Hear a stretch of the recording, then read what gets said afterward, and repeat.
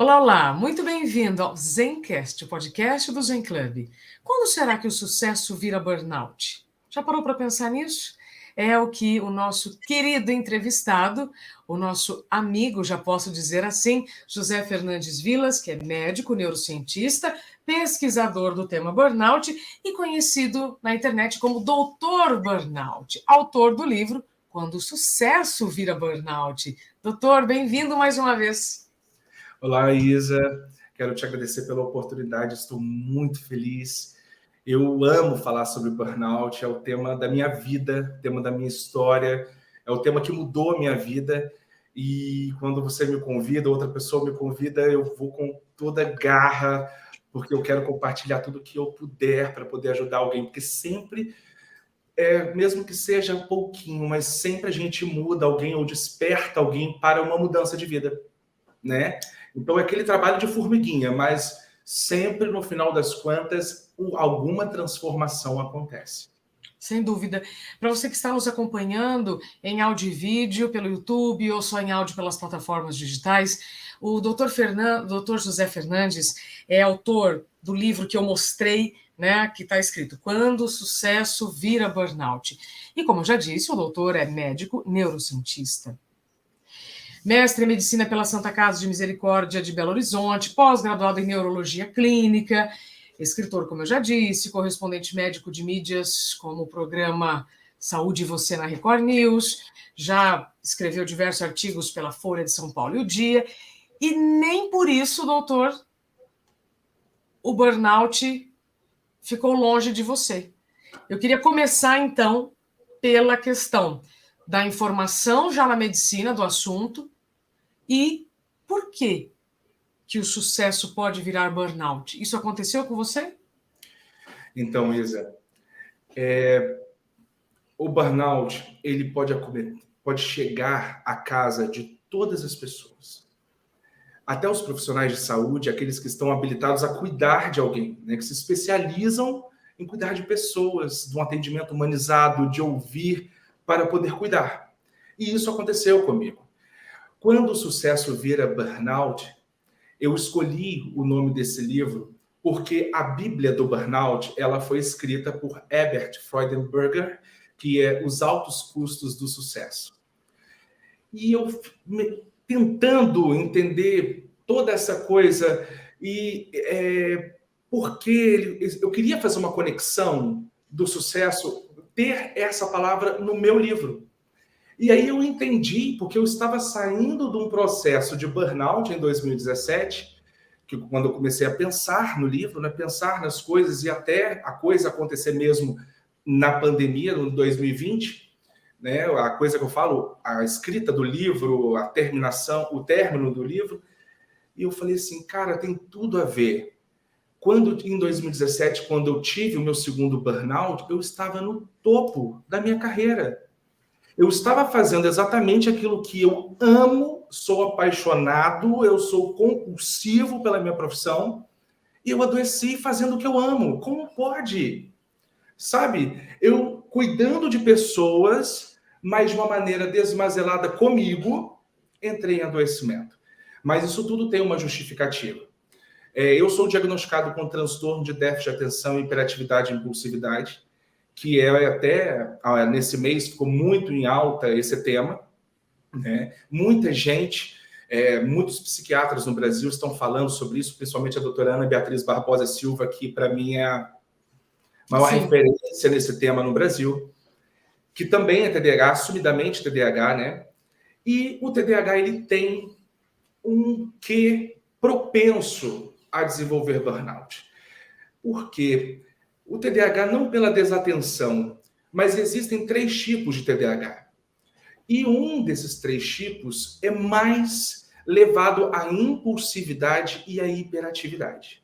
E eu estou nessa classificação. Eu sou predominantemente hiperativo e impulsivo.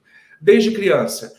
Quando eu estava na escola dominical, meu pai me colocava para fazer a escola dominical, eu estava com 11 anos dando aula para criança, estava no conjunto de jovens, de adolescentes, para eu conseguir parar dentro da igreja, ele sempre me colocava várias funções. era uma forma de conduzir o meu para eu ir à igreja, né? Então sempre fui uma formiguinha ambulante.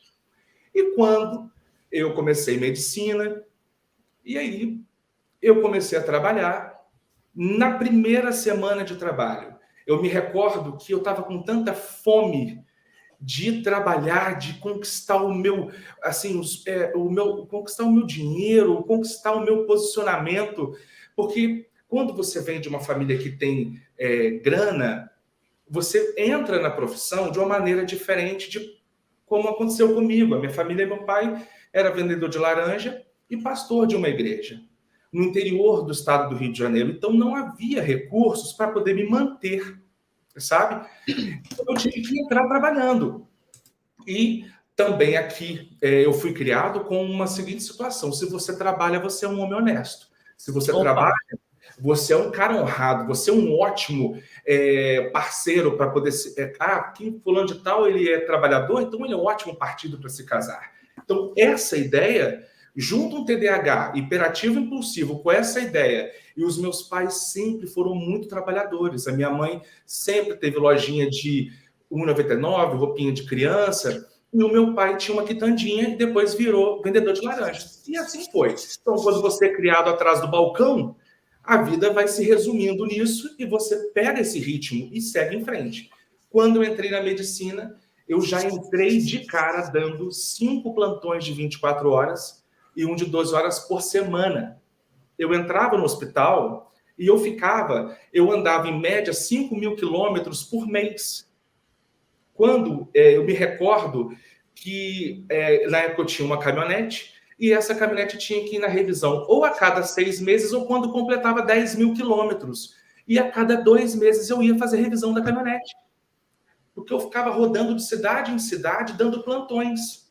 Então eu ia para a cidade a tipo 2 horas de distância, aí eu entrava no plantão 8 horas da manhã. No outro dia, 8 horas da manhã, eu tinha que sair daquele plantão para pegar outro plantão. E a média de atendimento nesses lugares era de 100 pessoas por dia. 150, 120 pessoas no interior. Quantos anos você tinha? Eu tinha 24 anos. Hoje eu tenho 36. E eu tinha um mundo de sonhos pela frente, né? Todas as possibilidades do mundo. Aí eu estava fresquinho para trabalhar, as ideias, os sonhos, as realizações, porque o TDAH também tem isso, porque todo dia ele inventa moda, ele quer um trem diferente e ele quer compartilhar aquilo com o mundo. E só que eu também fui pego pela minha vaidade, porque eu, por ser, não sei, assim, a maioria dos TDAHs hiperativos e impulsivos, eles são muito levados pela vaidade, por essa questão de aparecer, de ser visto, de fazer acontecer, sabe? E como desde criança eu cantava em grupo de criança na igreja, eu tocava piano na igreja, então sempre fiquei no destaque. Sempre. Então isso foi cultivado. Então eu entrei para trabalhar, dando o melhor de mim, querendo trabalhar, querendo ser alguém, conquistar o meu nome, porque eu não queria ser chamado o filho de fulano. Não, eu quero ser um médico tal, certo? E aí foi. Eu me recordo que quando eu percebi que as coisas tinham desgringolado totalmente, eu estava dando um plantão numa cidade, era uma segunda-feira, e uma senhora foi lá consultar comigo. Isso, gente, segunda-feira, não estou falando de 5 atendimentos por dia, nem 10 atendimentos por dia, não. Eram 100 pessoas no plantão. Então, em 12 horas, eu fazia plantão de 24 horas. Eu tinha semana que eu só ia em casa na segunda-feira, ou na terça-feira, ou na quarta. Isso, assim, eu levava uma mala. Não tem aquela mala maior? Eu levava uma mala daquela para poder... Tipo quando a pessoa sai em turnê.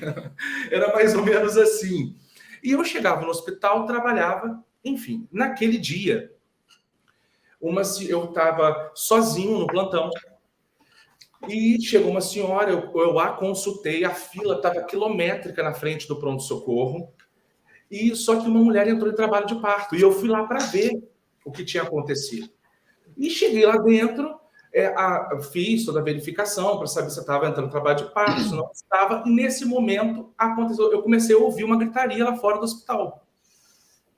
E chegando lá, era essa senhora que ela pegou o raio-x que eu tinha solicitado, ela foi consultada por mim, pegou, foi lá fazer o raio-x no hospital, que no pronto-socorro se faz o raio-x na mesma hora, e ela estava batendo com o raio-x na cara, na face da recepcionista do hospital. E aí eu dei voz de prisão para ela, falei, o que está acontecendo aqui? A senhora está presa. Aí eu não percebi aquilo ali, o cara impulsivo, hiperativo, tentando conter a situação, porque estava um furdunço danado. Então, o médico numa cidade de interior, sozinho, dentro de um pronto-socorro, ele é meio que o gestor, porque na hora que aconteceu isso, isso era à noite. Então, é meio que a administração do hospital, ela some nesse período, sabe? E eu estava ali sozinho, então eu tinha que fazer alguma coisa acontecer. Outra situação aí, depois, nesse dia... aí numa outra semana, os pacientes que já me conheciam falaram assim, José, você não tá legal não, hein, cara? A mulher tava passando mal, eu falei assim, olha, mas ela pegou o raio-x e bateu na face da menina da portaria. Eu nem estava conseguindo raciocinar que de quem que deveria surgir como é que fala? O jogo de cintura da situação era comigo. A responsabilidade era minha, tanto quanto médico, tanto como gestor daquele momento, né? Mas eu não tive esse balanço. Outra situação... Você ia falar alguma coisa? Esse episódio, então, com a sua paciente, foi a gota que virou copo? Então, esse aí foram 2 momentos importantes. Esse foi um, assim, começou a chamar minha atenção, mas aí teve um outro que aconteceu tipo um mês depois. E eu estava em outra cidade, outro plantão absurdamente cheio, transferência de paciente, e chegou um cara em surto psicótico. Eu atendi esse senhor, levei ele para o leito, e lá junto com a enfermagem. Então, quando você sai do pronto-socorro e vai botar o cara no leito, você vai ter todo um processo de você fazer guia de internação. Então, você não volta na mesma hora. Você espera a enfermagem administrar a medicação, porque tem um cuidado, porque você vai fazer uma medicação pesada para a pessoa sair de um surto, né? Então, você tem que ter essa responsabilidade. E aí, de repente, outra vez eu comecei a ouvir um burburinho lá fora de gritaria. Chegando lá, aconteceu de uma senhora tá xingando o médico, a técnica de enfermagem e não sei o que, só que eu não andava de jaleco. Eu andava com aquela roupinha de centro cirúrgico. E aí eu esperei ela desabafar, eu do lado dela, esperei ela desabafar, e falei com ela assim, a senhora pode ser consultada agora? Beleza, consultei essa senhora, na hora de dar alta para ela, só que ela, o marido e a filha estavam juntos. E eles tinham acabado de sair da Santa Ceia na igreja. E vê-los me xingando e xingando as meninas do plantão, isso era praticamente umas 11 horas da noite. Isso mexeu muito comigo, eu não estava legal. Eu estava precisando de ajuda, eu estava precisando de socorro, sabe? Você imagina um cara que está sem paciência, irritado, o dia inteiro de desgaste no trabalho, 11 horas da noite, chega uma pessoa xingando a sua equipe, falando da sua equipe como se eles não estivessem fazendo absolutamente nada. Sim. É um absurdo. Então, como eu estava adoecido, na hora que acabei de consultar aquela senhora, eu falei, a senhora, sua filha e seu esposo estão presos. Porque existe uma lei que ampara o profissional de saúde, o profissional público. Porque desacato a funcionário público em local de trabalho, você pode dar voz de prisão e a pessoa ser presa de 6 a 8 meses. Naquela época, hoje eu não sei como é mais. E aí, naquele momento, o meu companheiro falou assim, José, ele me chama de Nando, ele falou, Nando, você não tá legal não, cara. Você não tá legal, você não é esse cara, você não é irritado assim, porque eu sou tipo ventania. Os meus amigos me chamam de tsunami. Por quê? Eu chego contagiando e conversando com todo mundo e falando com todo mundo. É uma coisa assim, é praticamente como se fosse um vento, uma tempestade, mas aquela coisa gostosa, sabe? De fazer amizade, de conversar. É muito, assim, eu gosto disso, da comunicação. Mas o meu companheiro falou assim, Nando, você está irritado, você não está dormindo legal, você está mexendo muito à noite na cama, você está acordando muito cedo. Eu estava acordando quando eu chegava em casa e ficava um dia em casa, porque eu ficava às vezes 12 horas em casa ou às vezes um dia, depois de uma semana de trabalho. Ele falava assim, você sonha a noite toda, você fica o dia inteiro em cima de uma cama e sai de casa para trabalhar, está acontecendo alguma coisa de errado. E aí que eu fui perceber que algo, o negócio estava desengringolando ali, né? Sim. E os sintomas... E aí, depois desse segundo episódio em que você deu voz de prisão para outros pacientes, o que você sentiu no seu corpo que te levou ao diagnóstico? Eu tinha ganho 40 quilos. Sobrepeso? Em 1 ano e meio de formado. Eu trabalhei 1 ano e meio, 1 ano e meio, quase 2 anos de plantão. Eu saí da faculdade pesando 80. Quando eu estava em burnout, meu primeiro burnout, eu estava com 120 quilos. Eu não dormia, eu tinha dificuldade para iniciar o sono. Foi aí que entraram os remédios do sono. Só que aí, quando eu estava em casa, eu dormia porque eu tomava o remédio para dormir, mas quando eu estava no hospital, eu ficava igual zumbi durante a madrugada, procurando trabalho para fazer, com medo de chegar uma emergência. Entende? E irritabilidade. Eu ficava assim, às vezes as pessoas chegavam para conversar comigo, eu cortava essas pessoas e falava assim, a senhora poderia agilizar, por gentileza, porque tem muita gente para atender, e eu nunca fui disso. Ô, doutor, mas aí, depois desse segundo episódio, o que te fez... que médico você procurou para o diagnóstico de burnout? Ou você mesmo já se autodiagnosticou? Eu não procurei médico. Naquela época, eu nem conhecia o burnout. Eu só sabia que eu não estava legal. Eu não sabia que eu estava legal. O que eu fiz de imediato? Eu falei assim, gente, eu tenho que mudar a minha rotina, a primeira coisa. Eu entrei na especialização em neurologia e eu fui substituindo os plantões por ambulatórios. Então, eu passei a dormir em casa. Então, dormindo em casa, eu acordava no outro dia, ia para o trabalho, resolvia os problemas, mesmo trabalhando muito, porque eu saía de casa às 6, voltava às 10. Mas eu dormia em casa no meu colchãozinho, né? Mas eu consegui transformar. Mas nesse episódio, foi assim, eu acredito que não tenha sido o pior, sabe? O segundo foi o pior, porque o segundo eu tinha consciência. Sim. Então, eu mudei a estrutura do meu trabalho e consegui caminhar. Só que, como o TDAH impulsivo, eu comecei a fazer uma especialização atrás da outra. E aí foi neurologia, neurofisiologia, potencial evocado, eletroneuromiografia, neurociências, psiquiatria, e foi. Hoje eu vou entrar na minha 12ª especialização. Então, uma coisa, isso em 10 anos de formado, 11 anos de formado, formei em 2011. Olha só que loucura. Até que chegou... Pode falar. Eu estou falando demais. Não, manda bala, vai lá.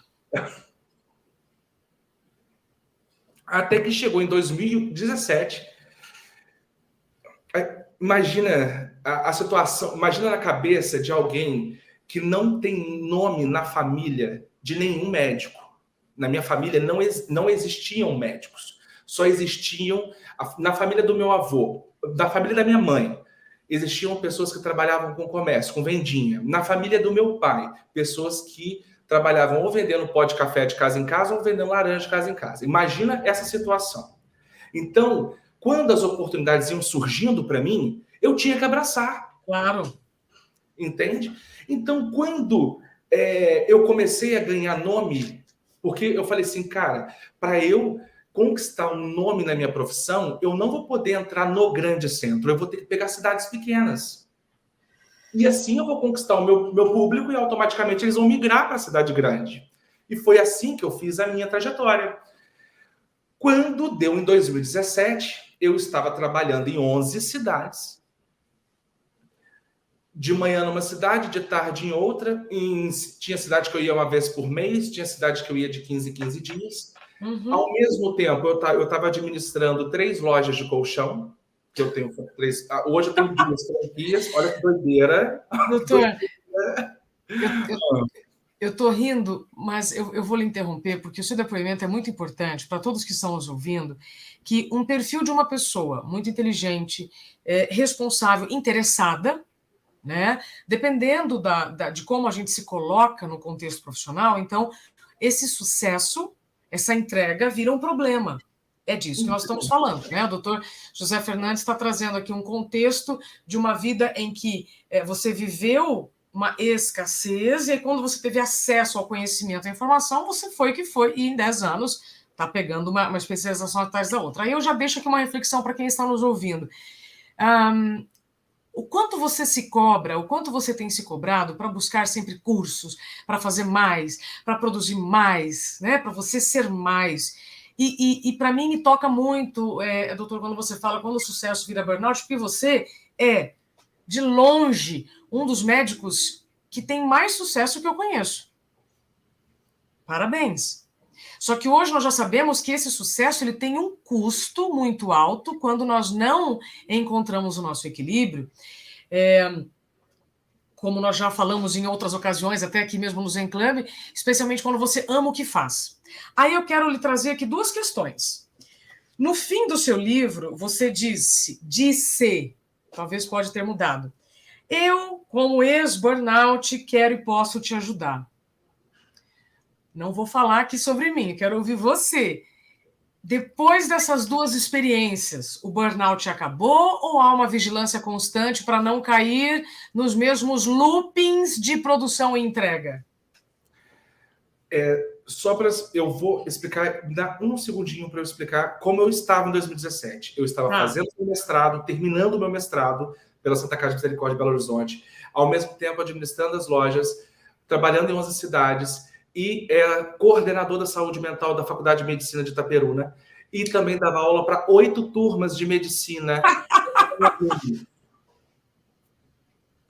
Sucesso, né? Super-homem. Sucesso, total. Sucesso. Só que o burnout, esse posto de... eu não falei do posto de saúde, eu administrava um posto de saúde na minha cidade com 120 médicos, onde nós tínhamos 30 mil atendimentos mês. Eu era o administrador desses médicos. Olha que loucura! Tinha outra forma. O burnout ele ia tomar conta da minha vida. Por isso que eu disse que o segundo foi o mais devastador. Porque também. Eu vi ele chegar, eu vi eu começar novamente a tomar remédio, eu comecei a tomar remédio para dormir, eu comecei a tomar remédio para ter concentração, porque começaram as falhas de memória, eu entrei nos remédios estimulantes. Opa! Eu comecei a alterar o humor, eu me prescrevi antidepressivo. Só que eu não mudava a minha rotina e eu estava ali dentro daquele looping, não quero abrir mão do que eu conquistei, de onde eu cheguei, porque onde eu cheguei é algo que alguém que vem da minha origem não chega aqui. Ou se chega 1%, 2%, você sabe que é difícil mesmo. E aí, enfim, fui me tratar, fui me ressignificar, fui procurar ajuda. E aí, Isa, o trabalho para sair do burnout é algo que é praticamente uma romaria. É diário? É diário. Todos os dias eu acordo, eu tenho que olhar para conferir quantos pacientes as minhas secretárias marcaram. Porque se elas acrescentaram mais um, eu quero saber o motivo. Porque, claro, se um paciente está com suspeita de AVC, ou infarto não é comigo, AVC, ou surto psicótico, ou suicídio, eu tenho que atender esse cara, eu não posso deixar esse cara na mão. Mas o cara que antes atendia 120 pessoas no plantão, hoje eu atendo somente 8 pacientes por dia. Pronto. Vocês reconheceram o seu limite. O meu limite, mas a briga é todos os dias eu brigo para poder manter a minha produtividade, tipo assim, porque como eu sou compulsivo, hiperativo em tudo, se eu amo demais, se eu gosto demais, se tudo na minha vida é assim, você já deve ter percebido pelas minhas redes sociais, né? Me faz isso para mim, eu posto na hora, porque eu sou assim. Então, isso é muito difícil. E a grande maioria das pessoas que têm TDAH entram num burnout, e geralmente muito avassalador. Porque você quer produzir, você sabe que no final das contas você vai dar conta, mas você não sabe se você vai manter esse dar conta o tempo todo. Pois é. Só que aí tem o seguinte, doutor. O burnout tem cura ou tratamento? Ou vigilância constante? Que é quando você diz no seu livro, um ex-burnout. Eu tenho uma opinião sobre ter tido... Eu também tive 2 episódios. Hoje eu gosto de repetir isso todos os dias. O segundo burnout é muito pior do que o primeiro, que o seu corpo já está debilitado, você já passou pela ilusão de que eu já fiz a minha parte, agora eu já estou bem, posso voltar a fazer o que eu fazia antes. Ilusão. Como é para você? Olha só, eu acredito na cura do burnout. Acredito. É Porque mesmo? eu acredito pela seguinte situação. A pessoa, ela teve o quadro e ela ressignificou a vida, retornou ao autocuidado, retornou à vida normal. Agora, é a mesma coisa de você pegar e emagrecer. Se você não continuar fazendo dieta, Então, você vai ganhar peso. Mas você não fica irritado. O burnout, você fica irritado o tempo todo, você tem insônia, você tem o desleixo com a saúde, você está exausto, cansado. Eu não estou exausto e cansado hoje. Eu tenho meses que eu não estou assim. Às vezes eu fico. Então eu não estou num quadro, porque o quadro de burnout é um quadro contínuo de sintomas. Sim. O cara está 6 meses em baixa produtividade, mas trabalhando como nunca. Entende? Para quem está nos ouvindo, doutor, e ainda está se perguntando o que é burnout, de forma muito objetiva, como você explica hoje para as pessoas que te procuram? Burnout é você se entregar sem medidas e você não saber administrar esse estresse crônico no trabalho durante um tempo. E aí você entra em 3 pilares: exaustão, despersonalização, que é a frieza em relação ao trato com as demandas do seu trabalho, e a ausência de insight, que é quando você não se percebe mais ali. Imagina um médico, estudou com 10 especializações, agora vai entrar na 12ª, o cara achar que... Será que ele ama? Sabe, por que eu escolhi isso tudo? Por que eu paguei esse preço todo? Por que eu decidi fazer isso tudo, né? Sim. É só importante trazer... É muito importante a gente trazer também aqui um ponto, doutor, quando você fala, né, a síndrome de burnout é o esgotamento físico e mental causado pelo excesso de trabalho em um ambiente em que o estresse não foi gerenciado com sucesso. Isso. E aí é que eu preciso fazer um adendo muito importante. Você que está nos acompanhando precisa sair daqui com essa informação. Não foi gerenciado com sucesso esse estresse por você e pela empresa. Porque senão, doutor, dá a impressão que só tem burnout quem trabalha muito. Não. Existem muitos elementos para o burnout. Um deles é uma pessoa muito comprometida e responsável que, neste contexto de fazer mais com menos, de entregar sempre mais, acaba se doando muito. Então, tudo em excesso faz mal. Mas este comportamento só vai te levar a um burnout se houver algum tipo de assédio. E aí, como aconteceu no seu caso, doutor, eu me arrisco a dizer que o assédio, a situação que lhe assediou psicologicamente foi por um paciente. Então, porque às vezes algumas pessoas falam, o assédio é só pelo líder, é só por um chefe. Não. É algo que lhe traz um dano existencial. O desembargador Sebastião Oliveira fala muito isso. O doutor Sebastião foi a primeira pessoa que me explicou, doutor, sobre dano existencial, que é quando acontece um tipo de assédio, uma captura, né, da sua alma por alguns instantes por uma pessoa que não está preocupada nem um pouco com você.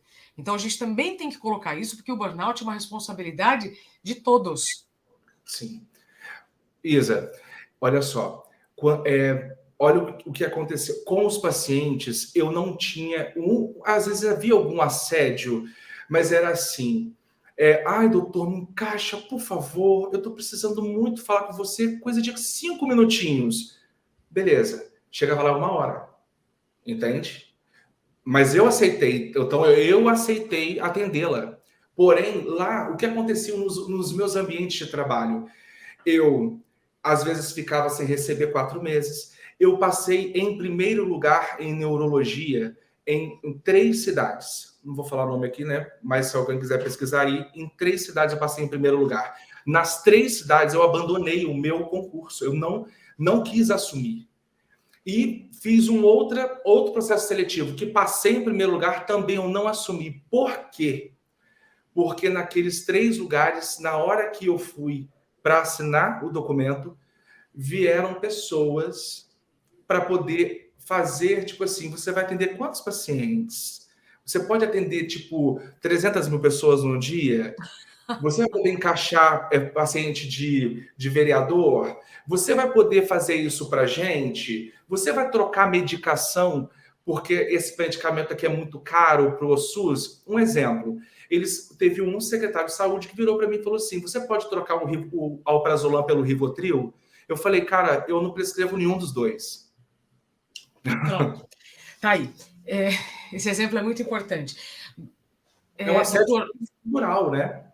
nós temos 10 minutos e eu tenho aqui muitas questões para trazer para que o máximo de pessoas possa sair desse nosso encontro empoderado, empoderada com as informações necessárias para buscar ajuda. Você mencionou alguns sintomas, como sobrepeso, insônia. Tem algo que você quer destacar aqui, que se alguém que está nos ouvindo, para não desconsiderar de jeito nenhum?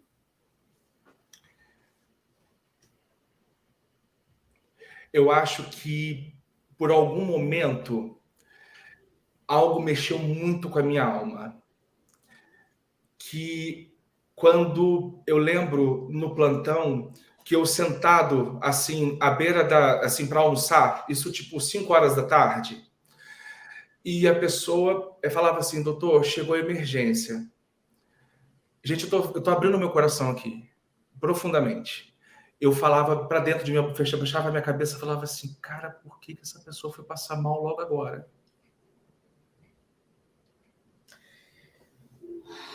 Então, isso é a despersonalização, é você sentir um vazio tão profundo que você não sente a dor da outra pessoa.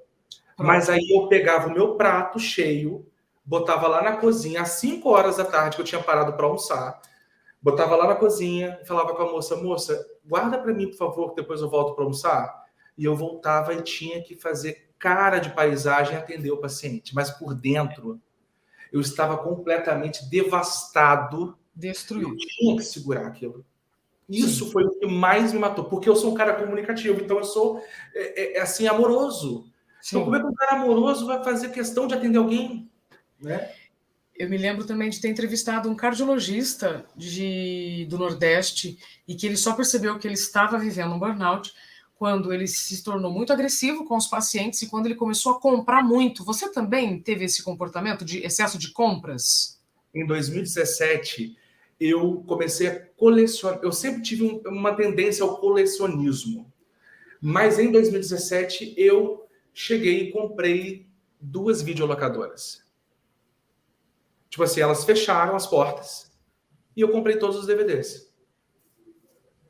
Mas que horas que você ia conseguir assistir o DVD, gente? Porque, olha, o doutor trabalhava, né, quase 24 horas. Eu achava que aquilo, igual eu entrar na livraria. Tá. É o meu oásis. Eu entro na livraria, eu quero...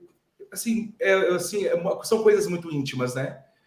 Entrar na livraria e ver aquele monte de livro, eu falo assim, eu vou ter uma hora que eu vou ler. É como se eu me enchesse de esperança. Olha só onde está o gatilho da dor. Eu estou me enchendo de esperança porque em algum momento eu vou ter um tempo para ler esse livro. Você que está nos ouvindo se reconhece nesse depoimento do doutor? Então, doutor José Fernandes, se alguém está sentindo tudo isso, se alguém está buscando recompensas imediatas, mimos, assim, bem aparentemente inofensivos, como presentinhos pela internet, né? Porque a gente não precisa mais nem ir até o shopping para comprar nada, quem você recomenda que seja procurado? Neurologista, psicólogo, psiquiatra? O que se deve fazer primeiro para começar a identificar e tratar o burnout? Primeira coisa, Se eu, que era profissional de saúde, eu precisava de ajuda e tive dificuldade para reconhecer. No primeiro, não se falava em burnout. No segundo, se falava em burnout. Foi quando eu fui conhecer profundamente a doença e fui conhecer. Então, se eu tive dificuldades, imagina você que está em casa e não é da área da saúde, não conhece ninguém na família na área da saúde. A primeira pessoa que você tem que... A primeira coisa que você tem que fazer é tomar uma atitude para controlar e mudar a sua vida. Você entender que não está legal. As coisas não vão bem, a sua história não está sendo construída de maneira gloriosa, honrosa. Ah, tá, beleza, eu estou conquistando tantos prêmios, tantas coisas, mas isso não vai durar. Esse sucesso não é mantido a qualquer custo. O sucesso é mantido com estrutura de rede de base. Tem que ter uma rede de base muito bem equilibrada para você se manter no sucesso. Procure um profissional. Se você mora no interior, se você mora num lugar onde você não conhece ninguém, primeira coisa, procure um profissional de saúde mental, psicólogo, psiquiatra, neuro, é o que você tiver por perto. Mas se você tiver alguém, olha, um psicólogo especializado em terapia organizacional ou terapia cognitiva comportamental, excelente. Se tiver neurologista, você pode procurar, mas pergunte se esse cara ele curte atender pacientes psiquiátricos. E se tiver psiquiatra, vá de preferência ao psiquiatra. Igual, eu, na minha situação, eu me tratei, né? Mas existem pessoas que ficam deixando para depois, Isa. Depois eu trato. E vão tomando remédios que a vizinha passa, que o colega disse, Sim. que vai na farmacinha e o farmacêutico prescreve. E isso é se enganar. Se você quer ser um profissional de sucesso, ter uma empresa de sucesso, trabalhar, ter produtividade sustentável, como a Isa fala o tempo inteiro nas redes sociais dela. Eu estou, assim, extasiado. Tanto ouvir ela falar... Mentira. Ela fala o tempo inteiro de produtividade sustentável, gente. Isso é verdade que tem que ser enraizada nas nossas cabeças. Saúde mental passou a ser uma verdade nas empresas. Quem não cuida de seus colaboradores adoece a empresa e para de produzir. Ai, doutor José, temos muito pela frente. Mas antes, eu preciso fazer mais umas duas perguntas. O burnout contagia? Esse é o capítulo 7 do seu livro, Mecanismos de Ação de Contágio. Eu acho esse assunto fantástico. Contagia? É uma coisa, é facílimo de entender isso. Se eu tenho na administração da minha empresa 3 pessoas lá sentadinhas numa salinha na administração, beleza. Só que essa empresa cresceu. Porém, eu, como dono, não percebi que essa empresa cresceu e esses profissionais começaram a ficar saturados de trem para fazer. Aquele que é mais neurótico, que tem mais neuroticismo na sua personalidade, ou é um TDAH impulsivo, hiperativo, como o José Fernandes, esse cara vai trabalhar mais. E os outros 2 também vão trabalhar. Mas esse cara vai começar a se entregar. Olha só, um sinal para você perceber no seu profissional dentro da sua empresa. Aquele cara super produtivo, ele pode virar do profissional do mês a estaca zero. Entenda isso. Ele sai do profissional do mês para o atestado do mês ou atestado do semestre. Isso é um fato. E aí, cara, entra a situação. Se esse cara que não produziu, quem vai produzir por ele? Os outros 2 coleguinhas. Os coleguinhas vão produzir pelo coleguinha adoecido. Aí os 2 já possuem as suas próprias demandas, porém terão que puxar a demanda do coleguinha que adoeceu. Então, automaticamente, os outros 2 coleguinhas sobrecarregam. Um momento ou outro vão começar a entrar no adoecimento, vão começar a entrar em exaustão. O burnout está aí.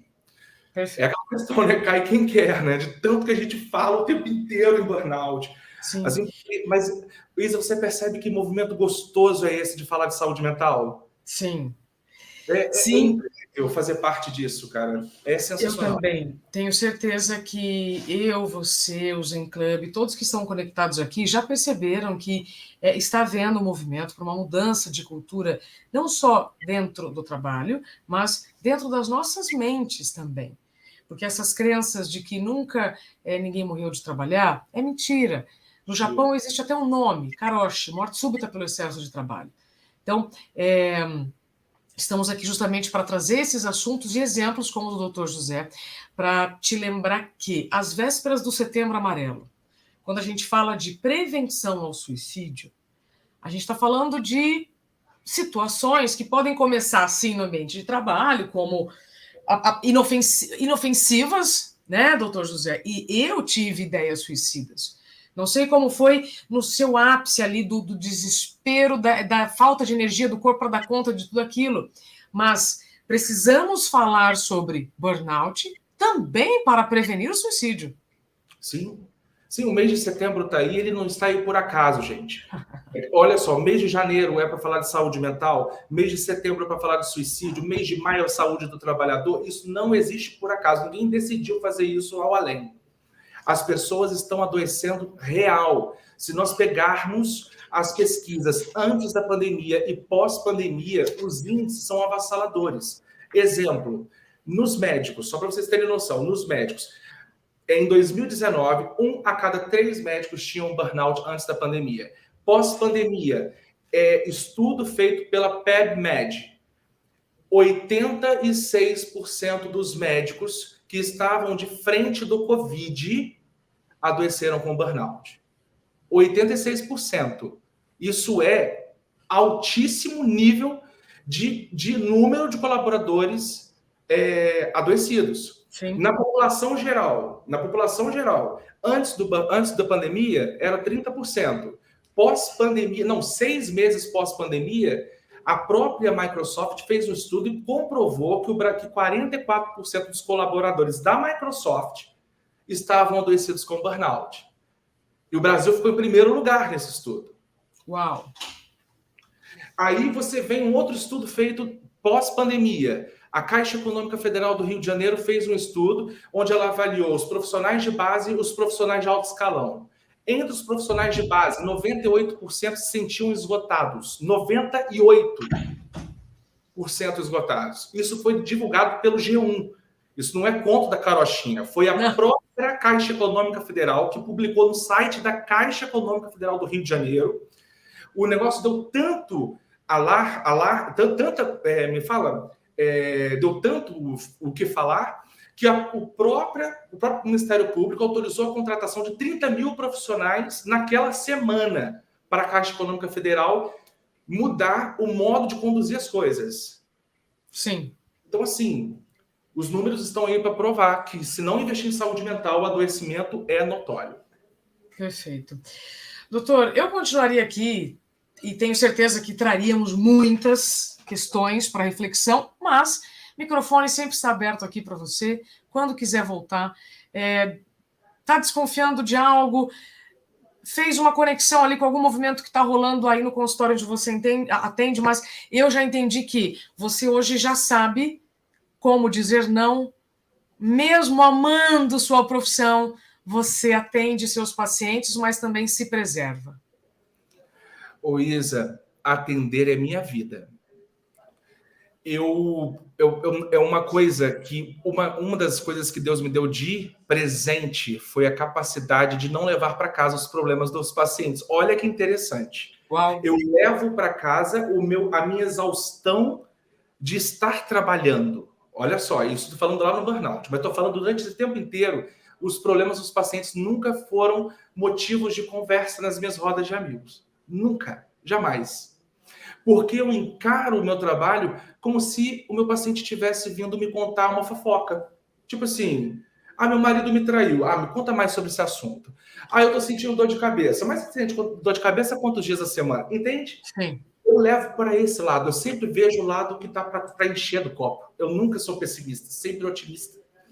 E isso é uma dádiva. Então a gente acaba se apaixonando pelo que faz. E isso é uma isca para o burnout, né? Uma presa para o burnout.